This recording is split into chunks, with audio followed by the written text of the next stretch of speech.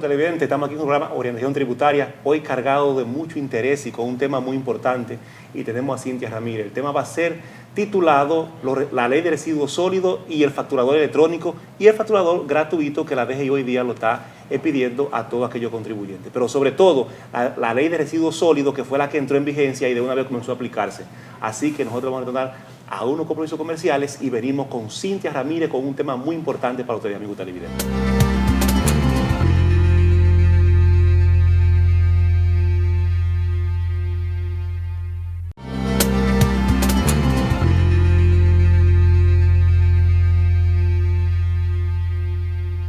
Estamos de vuelta con el programa Orientación Tributaria. Cintia y Braulio, aquí estamos como siempre con ustedes. Hola. Así que vamos a tratar un tema muy importante, Braulio, hoy con Cintia. Sí. Hoy se va a tratar el tema de la Ley de Residuos Sólidos, un tema que ha traído mucha controversia porque ha sido muy debatida en el Senado de la República, en la Cámara de Diputados. Mucha oposición ha tenido esta ley, pero está en vigencia y ya ha comenzado a aplicarse a partir del 16 de diciembre de 2025. Cintia, ¿qué tú crees que esa ley va a traer al pueblo dominicano? Hola, si bien es cierto que esta ley fue promulgada a mediados de diciembre del año 2025 y se va a ejecutar de inmediatamente, es decir, las empresas en su mayoría, como hay 4 periodos de cierre, que son marzo, junio, septiembre y diciembre, la mayoría de empresas cierran en diciembre. Entonces, todas las que cierran en diciembre ya van a tener que realizar este pago ahora en abril del 2026, ya que la ley realmente no es retroactiva y por tal razón no se le puede aplicar a los meses anteriores. Pero la contribución fue incrementada entre un 260% y un 600%. Realmente esto es lo que ha levantado, vamos a decir, al sector empresarial a tener disyuntivas sobre por qué se aplicó tan rápido esta ley y sin quizás el consentimiento, vamos a decir, del sector que más tiene incidencia en el mismo. Porque si lo ponemos a analizar, no es una ley, vamos a decir, que repercute igualitariamente. ¿Por qué? Porque no todas las empresas son coprocesadoras de residuos sólidos. Una empresa de servicio no tiene los mismos residuos sólidos que una empresa, vamos a decir que una industria o una empresa comercial o una importadora. Cintia, entonces, por lo que tú terminas de decir, entiendo yo que no hay una responsabilidad equitativa entre aquellas empresas que producen plástico y aquellas que solo lo utilizan. ¿Cuál es la diferencia en ese renglón? Realmente lo que se ve con esta ley es que se va a hacer una sostenibilidad empresarial para poder sostener las empresas ambientales, porque realmente si ponemos a pagar a todas las empresas igualitariamente, aunque no sean coprocesadoras de residuos, no hay igualdad en ese sentido. Entonces, el nivel o el umbral que se utilizó para esta contribución solamente parte de los ingresos, es decir, las empresas que facturan desde 0 a 1 millón de pesos, por decir el primer tramo de la ley, antes pagaban 500 pesos, ahora van a pagar 3,000 pesos. Y las empresas, voy a decir el último umbral, que facturan más de 100 millones de pesos, antes pagaban 260,000 pesos y ahora van a pagar 675,000 pesos. Pero hay algo muy importante, Cintia, y según se dice, esta ley se hizo para 10 empresarios y son los que recogen basura. Y eso es un desastre, eso no se aguanta. Como decía Braulio, que pese es un químico muy probado y a través de abogados dice que no es equitativa esa ley y nosotros lo entendemos así mismo. Ahora bien, viene algo, Cintia. Esa ley dice que es una contribución voluntaria que va al empresariado y lo entran dentro de la base impositiva de la DGI. Y eso imposibilita a un empresario que tenga una certificación o pueda hacer su quehacer tributario a diario. Y eso es un problema tremendo porque hay más de 1,000 leyes que se toman como base para poder hacer el cálculo, la base impositiva de los contribuyentes. Tal fueron los trabajadores de pensiones, hay otra ley más de incentivos. Pero ¿por qué ponen esa ley en la base de datos impositiva de impuestos internos para que mi cliente no pueda obtener una certificación porque está varado ahí? En base a eso viene lo siguiente, Cintia, esa escala que hay, y como decía Braulio, con bastante experiencia de que no se puede segregar la cantidad, donde un pequeño contribuyente que genere montones, cuando vamos de residuos sólidos, vamos a un lugar patronado, eso es basura, que genere cantidad de basura o residuos sólidos, tumbe árboles, haga lo que sea, no es igual a otro contribuyente que lo que tenga únicamente sea poca salida hacia la calle, con desperdicio, como nosotros decimos. Entonces, ahora bien, esa ley que fue hecha mamotreta, fue una cosa corriendo en el Senado, eso fue, como decimos, burriado, o sea, tú con una experiencia como tú tienes, totalmente técnica, que sabe lo que se dice en el aspecto, aquí para hablar contigo tienes que tener mucho cuidado en el aspecto tributario, Cintia. ¿Qué tú encuentras que le va a traer eso al empresariado dominicano de hoy en adelante? Bueno, de hoy en adelante esto ha afectado, vamos a decir, las provisiones, o sea, cada empresario tiene sus provisiones de fin de año. Entonces, supongamos que ya usted tenía previsto pagar 260,000 pesos, que era lo que se venía haciendo desde el año 2020 hasta que vino esta modificación, y de un momento a otro usted de ese monto ya tiene que pagar 675,000 pesos. No obstante, también esto va a incidir en los beneficios de la empresa, aunque es un monto que es deducible de impuestos, pero eso incide, vamos a decir, incluso hasta la repartición de la bonificación de los empleados. ¿Por qué? Porque si yo antes tenía un beneficio de X monto, hay un tramo para repartir las bonificaciones de los empleados e incluyo este gasto más grande, voy a tener un beneficio menor. Entonces, si no lo pago, puedo tener una multa, una sanción, no puedo tener una certificación de que estoy al día, no puedo venderle al Estado.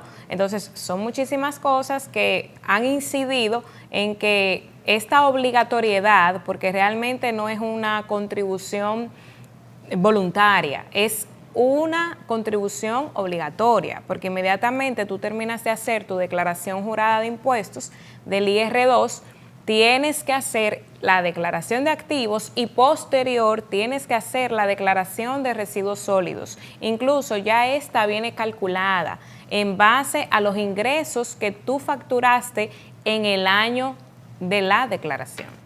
Pero algo muy importante, de que tampoco se ha tomado en cuenta que aquí residuos sólidos de basura y eso se le paga al ayuntamiento. Ahora bien, todo empresario tiene que pagar eso. Acá hay una doble tributación, es decir, que también se le fue la mano al legislador en cuanto a eso. En cuanto a esa premisa, ¿qué tú puedes decir en cuanto a la doble tributación que esa ley está generándole a los empresarios? Porque lo pago aquí en el ayuntamiento y tengo que pagarlo aquí en esta ley. Por eso es una contribución especial y como explicaba Cintia, bastante detallado, se le convierte al empresario una ley obligada. Es una contribución especial, pero obligada porque la tengo en la base de datos. Eso hay que sacarlo de ahí. Y gracias a Dios que el director que tenemos de impuestos internos es un técnico que ha sufrido en sangre propia, igual que nosotros, en su firma, pasando trabajo con esta ley. Eso hay que sacarlo de la base impositiva de los contribuyentes. Y otra cosa que no se dice, en el borrador querían incluir persona física, que no era jurídica, no, era física que querían incluir. Eso fue una discusión. Ahora bien, ¿qué tú encuentras esa doble tributación que eso está causando? Sí, realmente estos recursos que se obtienen de esta ley son administrados inclusive por un fideicomiso público-privado. Entonces entendemos que realmente se debe de evaluar y ese fideicomiso debe de emitir, vamos a decirlo así, un reporte, un detalle de qué se está haciendo con esa contribución que se está recolectando de todas las empresas a nivel nacional, porque realmente hasta la fecha no se ha visto un pronunciamiento en base a eso, o no hay una página que uno pueda consultar en qué están dichos fondos. Cintia, óyeme, uno de los objetivos de esta ley es proteger el medio ambiente. En virtud de eso, hemos visto que los productores de plástico de un solo uso, deben tener un tiempo límite para ir reduciendo su producción. supermercados para reducir fundas, lo que producen botellas, lo que venden refrescos, etcétera, etcétera. Esa gente están preparados para ponerle límite a su producción de plástico. Realmente entiendo que no. El país como tal no estaba preparado para esta ley. Ok. Como Braulio acaba de especificar aquí claramente, la ley tiene unos ítems que vienen a reducción de plástico, reducción de residuos sólidos y reducción de todo tipo de cosas. Porque hay muchos supermercados que eso lo mandan a la calle así, eso va a los ríos, contamina, va a los mares, es un problema. Braulio, tú como ingeniero químico, ¿qué tú crees que se debe hacer para poder aguantar eso hoy día? Bueno, yo creo que debe reformularse la producción de envases, ir sustituyendo el plástico por otros tipos de envases biodegradables para que el medio ambiente no sufra tanto. Es sabido por todos que la mayoría de esos plásticos duran cientos de años para degradarse. Eso va contaminando el subsuelo, eso es parte de lo que provoca las inundaciones en las ciudades, eso ha dañado nuestra cañada, eso ha dañado la fauna marina, eso ha causado un problema total. Una de las soluciones es buscar alternativas para producir material biodegradable que puedan servir de envase tanto para esa gaseosa, para envasar en supermercados, etcétera, etcétera. Cintia, pero hay algo muy importante, Cintia, y tú lo acabas de especificar ahorita, decir ahorita. Esta ley viene a causarle al empresario un estrago porque es de aplicación inmediata. En esto de atrás vimos la Federación Dominicana de Comerciantes con el ingeniero Iván García, que estaba haciendo muchas actividades, y eso, había una huelga a nivel nacional y pudieron pararla, donde decía que no, que eso lo que va a aplicarse hasta que se busque un mecanismo, porque el presidente no llegó ni a corregirla, ni a engavetarla, ni a vetarla, ni a hacer nada de eso. ¿Tú estás de acuerdo de que como no se ha llegado a presentar hasta el día de hoy, después de ser aprobada, hay empresas que presentan entrando enero, hay otras que no? Ahora, ¿qué tú debes pensar? ¿Que se actúe con la vieja hasta que se corrija o que se siga con la nueva así como está? Bueno, ese es un tema, una arma, vamos a decir, de doble filo, porque ya hay empresas, así como usted bien indica, que ya han hecho su declaración jurada. Entonces, inmediatamente tú haces tu declaración, ahora en enero, vamos a decir, ya ese pago es obligatorio. Entonces, si hay un acuerdo, vamos a decir, ese pago que le sale a esos contribuyentes ahí por pagar, pendiente de pago, deben de eliminárselo y eso puede causar quizás un revuelo también. Entonces, por eso es un arma de doble filo. Amigos televidentes, nos vamos a una corte comercial. Cuando retornemos, estamos con el licenciado Ramón Antonio, que va a seguir con el programa. Muchas gracias.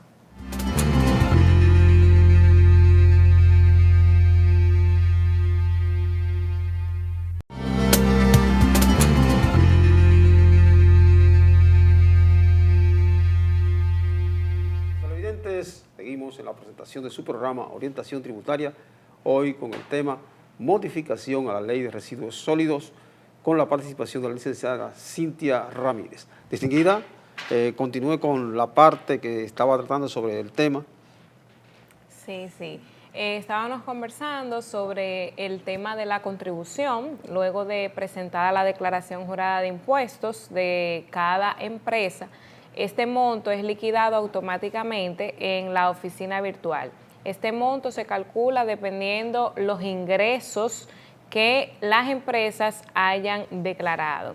Si bien es cierto que ha sido una ley de aplicación inmediata, no deja de ser cierto que hay empresas que no están preparadas para poder realizar estos pagos, ya que quizás no cuentan con la liquidez suficiente y está en consenso, vamos a decir, ver en qué va a terminar esta ley. Surge la pregunta, porque se habla que es una ley para proteger el medio ambiente. Entonces, si se quiere proteger el medio ambiente, ¿verdad? No se le puede poner cortapisas a los empresarios en su actividad productiva, en meterle camisa de fuerza, llevarlo a situaciones que se salen de control. Entonces, como bien se dijo, ha sido una ley quizás para beneficiar a un grupo de empresarios, porque ciertamente algunas alcaldías han pasado la gestión que tiene que ver con residuos, el manejo de basura y demás, a empresas privadas que están conectadas precisamente con ese famoso fideicomiso. Entonces, eso llama la atención, resulta preocupante y crea cierta suspicacia en el ambiente. Eso es así. Por otra parte, Cintia, los ayuntamientos, como bien decía Ramón, tienen un rol que cumplir con esa ley. Hay que modificar los vertederos. Ya esos vertederos a cielo abierto hay que irlo eliminando. También, yo no sé, tú que conoces bien del tema, si la sociedad civil ha contribuido a la implementación de esta ley, en virtud de que veo que se han formado muchas empresas para de reciclaje. Entonces, veo oposición inclusive de los mismos pobladores en los lugares donde se van a implementar estas instituciones. Veo oposición que no quieren que se instalen empresas de reciclaje. ¿Tú crees que le ha hecho falta publicidad, ha hecho falta concientizar o qué le ha hecho falta a esa ley? Sí, realmente la ley fue emitida de manera, vamos a decir, muy abrupta. Inmediatamente salió, todos los que trabajamos en esta área y el sector empresarial, lo digo como firma, ¿verdad?, que informo a los clientes sobre la situación que está pasando siempre que se emite una nueva ley. Se quedaron de manera muy sorprendidos. Quizás no se hizo, vamos a decir, las sesiones que debería de llevar el gran cambio económico que esto va a tener para todas las empresas, y no se agotaron quizás todos los procedimientos, vamos a decir como tal, de publicidad y de que el pueblo pueda comentar sobre este borrador. Entonces, lamentablemente, ya fue promulgada y ahora lo que queda es esperar, ¿verdad?, las decisiones finales. Sí, Braulio decía de las empresas de reciclaje. Hay una realidad, la población tiene malas experiencias en los últimos años con el manejo de los residuos. Y si nos retrotraemos en el espacio y en el tiempo, nos vamos a encontrar que, ejemplo, en la época de la dictadura, el manejo de los residuos sólidos era más avanzado que en tiempos modernos, digo, en nuestros tiempos, porque aquellos también eran tiempos modernos, pero era más avanzado que en nuestros tiempos. En la ciudad de Santo Domingo no había manejo de residuos a cielo abierto. Y diría alguien, bueno, pero la ciudad no era tan grande, sí. Pero los residuos que se producían en la ciudad de ese momento se manejaban de forma adecuada, cumpliendo con los estándares. Entonces, sin embargo, en nuestros días, las diferentes administraciones, sin importar color de partido ni nada por el estilo, ha habido un manejo incorrecto. Entonces, las diferentes poblaciones a nivel nacional, al ver las malas experiencias, no quieren que instalen plantas de residuos ni vertederos en sus espacios porque piensan que va a ser más de lo mismo. Aunque vienen con una nueva modalidad y cumpliendo ciertos estándares, pero aún la gente cierta desconfianza en el manejo de los residuos. Sí, eso es así. Pero a veces esa desconfianza es la inexperiencia de la gente y también de la sociedad, porque la basura, eso es dinero, y ya hay muchas cosas que tú puedes hacerla con materiales reciclables. Entonces, eso vendría constituyendo un ahorro para la sociedad en encontrar ciertos materiales más baratos si tú reciclas la basura. Eso por un lado. Y ya cambiando de tema, Cintia, ¿tú puedes explicarle a los amigos televidentes sobre la facturación electrónica? Sí, si bien es cierto que el año pasado se empezó la implementación escalonada de lo que fue la ley promulgada en el 2023 de facturación electrónica a nivel nacional. Esta ley se empezó a realizar, ¿verdad?, con la finalidad de evitar la sustracción, emisión de comprobantes fraudulentos, vamos a llamarle así. Y si bien es cierto, se empezó a trabajar con las empresas multinacionales y los grandes contribuyentes. Luego se emitió una prórroga porque grandes contribuyentes nacionales no estaban preparados con todo lo que implica ya ser facturadores electrónicos. Entonces ampliaron el plazo el año pasado a los que tenían que hacerlo en mayo para que lo hicieran en noviembre. Se acogieron, vamos a decir, en su mayoría las empresas, pero no están, vamos a decir, todas al 100%. Ya para este año, para mayo 2026, sí toca que todas las empresas restantes, dígase las medianas empresas, las micros y las pequeñas empresas, estar como facturadores y receptores de facturas electrónicas. Bueno, la gran pregunta es si en realidad van a estar preparados al año próximo, porque yo creo que las micros y medianas empresas no van a estar preparadas para el año próximo. Eso no es posible. Sería un sueño. Bueno, viendo el panorama, ¿verdad? Ya que si las grandes empresas que son más organizadas y tienen un ERP, dígase un software contable, y llevan una contabilidad más organizada, les dio mucho, vamos a decir, agua de beber a la DGI con el tema de que no estaban preparados para ser facturadores electrónicos. Imagínense las pequeñas y microempresas que llevan sus registros, algunos en Excel o en una hoja, o incluso al día de hoy hay empresas que facturan autorizadas con comprobante fiscal, pero en un talonario. Entonces ahí se complica el asunto. La DGI creó un facturador gratuito para esas empresas que quizás no disponen de los fondos suficientes para tener un software contable, pero el facturador gratuito tiene también sus aristas.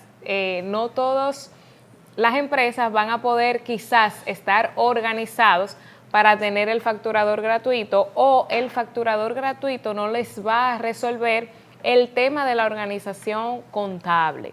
¿Por qué? Porque esto es una herramienta que sirve para facturar. Hago una factura y la emito y viaja por la interfaz de la DGI, pero no es una herramienta de servicio, es decir, no puedo descargar todas las facturas automáticamente que yo he realizado, o no guarda un historial de facturas. ¿Qué sí guarda? O sea, ¿qué sí puedo hacer cuando facturo con el facturador gratuito? Tengo un formato XML o tengo un formato en PDF y tengo que descargar una a una para yo como empresa poder saber las facturas que hice en un mes. Entonces, si vemos eso, eso no está diseñado para empresas que emitan una cantidad, vamos a decir, de facturas en un mes considerables. ¿Por qué? Porque no va a ser posible, ya que va a ser muy tedioso la operatividad de la misma. Otro elemento a tomar en cuenta es que las compañías telefónicas nos venden con toda su publicidad una velocidad de datos. Y entonces de repente nos encontramos que no es así. Entonces el flujo de datos va a crear ciertos inconvenientes también con la facturación electrónica. Entonces va a ser una situación difícil, porque hemos visto que en diferentes instituciones han implementado plataformas digitales y de repente el sistema de datos de las compañías telefónicas colapsa y se cae todo. Entonces, ahí, como dicen los gestores populares, ahí es que la puerca tuerce el rabo, sí, ¿verdad? Sí. Ciertamente. Cintia, continuando ahí con lo que dice Ramón, esa facturación electrónica que debe estar implementada en todas las compañías, para el gobierno yo entiendo que eso es algo primordial, porque el gobierno necesita reducir la evasión. ¿Tú crees que se cumplirá la reducción de la evasión y el gobierno aumentará sus ingresos con la implementación de esa facturación? Bueno, la facturación electrónica, si bien es cierto que puede aumentar el tema de que las empresas, para poder operar, incluso ya ahora tú no puedes ser proveedor del Estado si no vas a emitir facturación electrónica. E incluso la ley de los proveedores del Estado fue modificada recientemente. Entonces, si bien es cierto que eso va a hacer que más empresas se regularicen, pero no deja de ser cierto que hay personas que prefieren operar en la informalidad. Sí, porque hay otro elemento.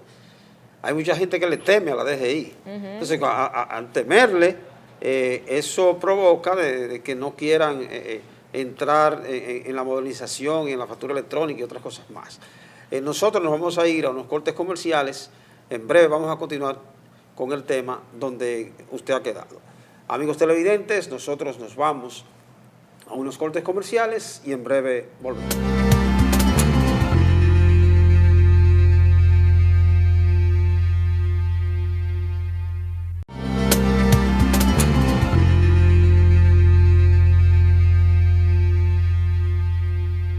Seguimos en la presentación de su programa Orientación Tributaria con la participación de la licenciada Cintia Ramírez. En el segmento pasado estábamos hablando de aquellas personas que tienen miedo a la modernidad y no solo miedo a la modernidad, sino que le tienen miedo al órgano recaudador porque entienden que vienen ciertas regulaciones y al mismo tiempo ciertas presiones. Entonces, eso también se convierte en una retranca a la implementación de la factura electrónica. Sí, realmente ahora las empresas van a tener que estar más organizadas y contar con más recursos, porque desde el primer proceso, que es hacer la firma digital, ¿verdad?, que es un archivo que se custodia, tiene que existir una persona que custodie ese archivo, porque con esa firma digital las empresas pueden, cualquier persona de la empresa no la puede tener, porque pueden firmar cualquier documento digitalmente y tiene validez. Entonces, desde ahí empieza lo que es un grado mayor de responsabilidad. Luego de la firma digital, todos los pasos que hay que hacer para certificar a una empresa para ser emisores electrónicos, que son 15 pasos que tiene la plataforma de la DGI actualmente. Entonces, luego de eso, el tema de ya poder emitir facturas y cada vez que pase una situación, porque se dan situaciones, imagínense que hay una empresa que tiene 2 puntos de venta y en un mismo momento, a la misma hora, emitieron una factura y salen 2 facturas con el mismo comprobante fiscal de 2 puntos de ventas diferentes. Por decirle algo, eso son cosas que pasan. Ya hay que tener una persona de sistema que pueda dar seguimiento a esa situación. Entonces, ya ahí lleva a que los empleados de las empresas deben de estar inclusive más capacitados para hacer frente a esas situaciones que van a venir. Eso tiene un costo, porque hay que Exactamente. Porque hay que tener un personal más calificado, mejores equipos, software con mejor actualización. Entonces, capacitar todo ese personal, valga la aclaración, ese recurso humano, requiere una inversión. Entonces, hay que enviarlos a centros de capacitación, hay que enviarlos a las universidades y demás. Entonces, hay que ver de dónde sale ese costo. Entonces, porque no es tan sencillo. Hay que ejecutarlo, pero vamos a ver si la empresa está en capacidad de asumir esos costos. Así es. Eso es así, eso es así. Y de todas formas, ese costo me imagino que las empresas se lo cargarán al producto o al servicio, porque los empresarios no pueden disponer de su recurso propio para aportar a la formación, tienen que sacarlo de los beneficios del negocio. En ese sentido, Cintia, ¿tú crees que el consumidor también estará acorde con la facturación electrónica? ¿Eso no causará cierto rejuego para el consumidor no querer que le facturen electrónicamente o no le causará nada al consumidor? Realmente a los consumidores finales como tal no les afecta, porque al final esas facturas que le entregan ellos no las reportan, entonces no tienen ninguna tipología, vamos a decir, de complicación. Sí, ahora las personas físicas que emiten un servicio, aunque estén en el régimen simplificado de tributación, que es el RCT, también deben de tener facturación electrónica, aunque emitan al mes una sola factura. Imagínese que usted es una persona que tiene un local alquilado y solamente usted hace una factura de alquiler. Antes quizás no necesitaba esa herramienta para poder hacerla, pero ahora sí la va a necesitar, porque si no, la empresa a quien le tiene el local alquilado no va a poder deducir el gasto. Ok, ese es en el caso que se lo alquila a una empresa. Exacto. Pero cuando se lo alquila a un particular, No hay problema. no hay ningún inconveniente. Porque es bueno que se aclare, porque la mayoría de las personas alquilan a particulares y no a empresas. Y hay quienes pudiesen tener sus propiedades adscritas a una empresa y no lo hacen. Entonces, ese es otro capítulo. Entonces, hay que verlo de esa óptica. Okay. Cintia, también tú nos hablabas de una facturación gratuita, y así. Explícale un poco a nuestros públicos televidentes de ese tipo de facturación. Sí, las personas físicas o empresas que sean pequeñas y que tengan poca facturación, poco volumen de facturación, pueden acogerse al facturador gratuito. ¿Por qué? Porque a las grandes, medianas, no les conviene por el tema de que no puedo importar la información o descargar la misma. Y si lo hago, tiene que ser en un formato XML o en PDF 1 a 1. Y aparte, cada vez que vaya a firmar una factura electrónica, tengo que adjuntar la firma digital. Entonces, ese es un proceso que es tedioso cuando es un volumen de facturas elevado. Eso puede servirle perfectamente a una persona física que tenga 2 o 3 facturas al mes, que emita algún servicio, ya sea financiero, ya sea de alquiler, ya sea de un honorario profesional, entre otros. Entonces, esa herramienta está diseñada básicamente para ese tipo de empresas y personas. Ahora, es interesante, porque usted dice, un servicio profesional, pero aquí hay profesiones que no emiten ese tipo de facturación, que le llaman profesiones liberales, que al final quedan exentas. No voy a mencionar ninguna, pero hay varias profesiones que se le llaman profesiones liberales, que al final quedan exentas del pago de muchos impuestos y demás, y de ciertas regulaciones. Entonces ahí se salvarían. Así es, así es. Bueno, ahí ya los profesionales liberales deberían de emitir una factura. Sí, claro, sería lo correcto, sí, pero no se hace y buscarían la forma de no hacerlo. Sí. Hay, Cintia, algunos requisitos para que tú obligatoriamente no puedas circunscribirte a la facturación gratuita. Sí, hay ahora una nueva, vamos a decir, regulación dentro de los 15 pasos que mencionaba ahorita para certificar a una empresa como facturador electrónico, y es que uno de los socios debe de estar inscrito en la DGI. Antes, usted hacía una SRL, 2 socios hacen una SRL, pero esos socios no hacen declaración anual ante la DGI, no estaban inscritos en la DGI, solamente su empresa. Ahí no había ningún tipo de problemas. Actualmente, aunque sea uno de los dos, debe de estar inscrito para tener la validez y la seguridad del beneficiario final y de que sea el custodio de la firma digital. Ok, eso está muy bien porque así cada quien sabe el renglón al que debe acogerse para facturar. Y el Estado entonces ya tendría un mayor control de todo lo que es el movimiento de venta y de recursos en todos los comercios, la MIPYME, las empresas grandes y la pequeña. Sí, es correcto que en este caso que uno de los socios esté adscrito, porque usted menciona la firma digital, que se ve sencillo, pero es algo altamente peligroso, porque una firma digital es como que cuando usted tiene una máquina de cheques, que si usted no la guarda en una caja fuerte, un familiar la toma y comienza a emitir cheques. Conocí un caso de un comerciante que el hijo le hizo un hoyo emitiendo cheques. Entonces, después al final eso fue un escándalo terrible. Entonces, lo mismo podría pasar con la firma digital. y no se maneja correctamente, puede caer en malas manos. Exactamente, por eso nosotros les recomendamos a las empresas que tengan un NDA, o sea, un proceso de custodia de ese certificado digital.